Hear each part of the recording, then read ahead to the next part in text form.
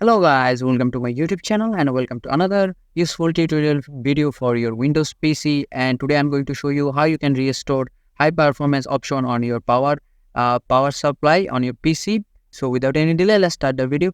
And first of all, I'm going to check it. And to check in, go to your control panel here. And here you can see the option, power option.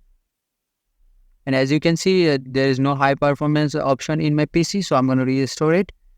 And to restore it, just go to your search option here and search CMD here and just right click it here and select run as administrator. Select here and click yes.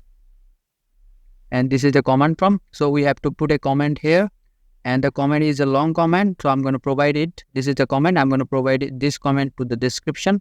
Just copy and paste it on your CMD, and I'm going to paste it here just like this and press enter again.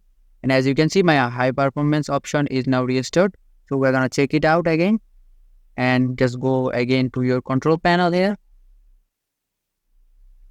and go to power option. And here is the high performance option. As you can see, high performance option is now restored in my PC. So in this way, you can pretty easily restore the high performance on your PC. So this is the video, and I hope this video helps you. And if this video does help you, please consider subscribing to my channel, and I will see you guys on the next video.